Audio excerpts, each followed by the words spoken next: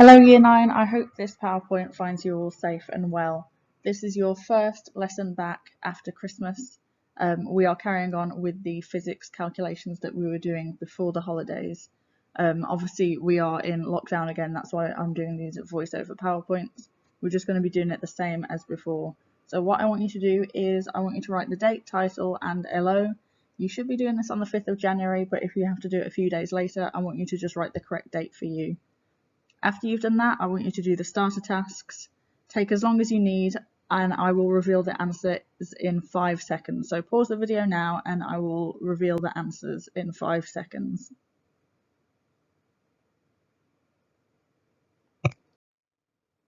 Okay, the answer for number 1. So what is the formula for calculating gravitational potential energy?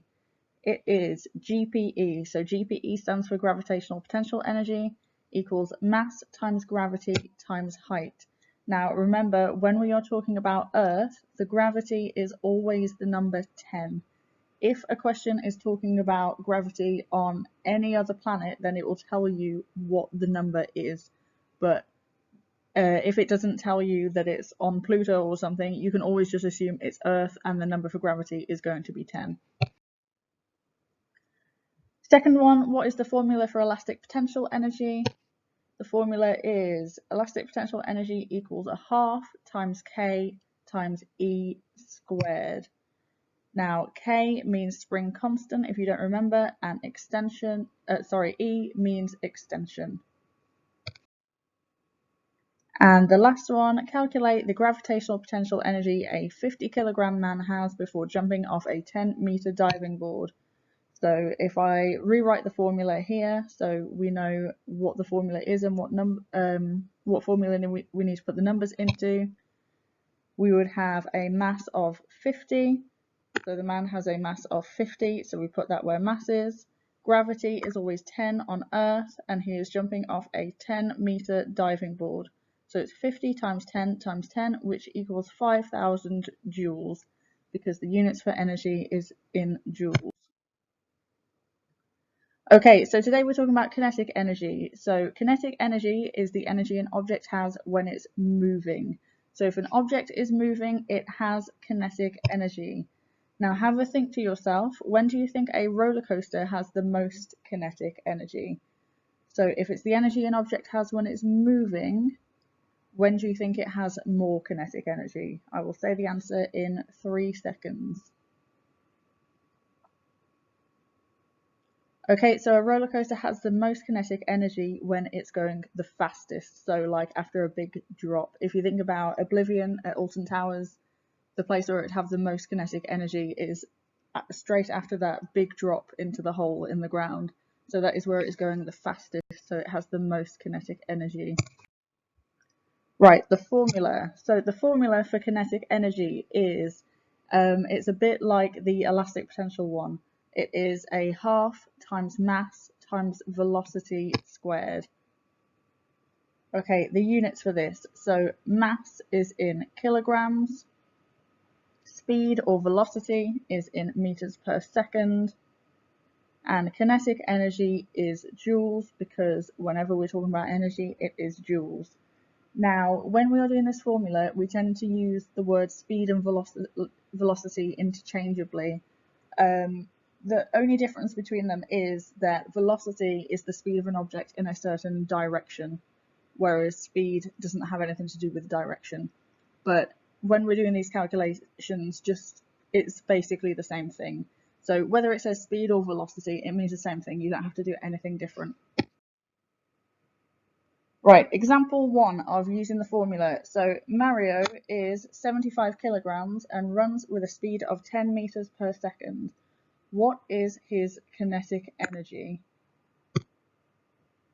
So we write out the formula and then the calculation underneath. So 1/2, so we've got 0.5 for 1/2, it will always be 0.5, times mass, so the mass is 75, times velocity squared, or speed squared. So you need to remember to square that last number. And the answer you should get is 3,750 joules. Okay, example 2. Lightning McQueen has a mass of 1,500 kilograms and travels at a speed of 20 meters per second. What is his kinetic energy?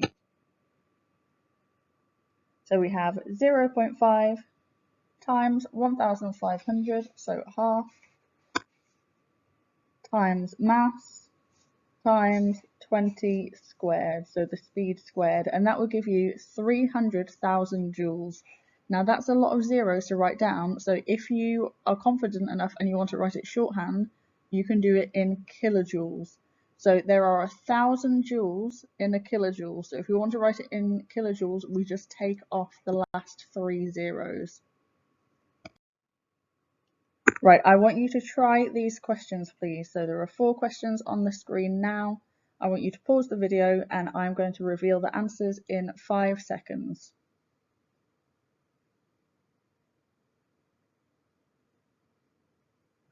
Okay, the answer to the first one, you should have got, sorry, it is a big number. You should have got 1,436,312.5 joules. Next one, you should have got 0.945 joules. Third one, sorry about the big number again, you should have got 1,471,750 joules.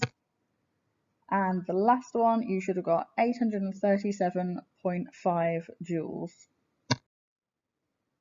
Okay, now on to rearranging the formula. So you are all familiar with formula triangles, but these physics equations can be a bit confusing because they don't look exactly like the ones that we've had before.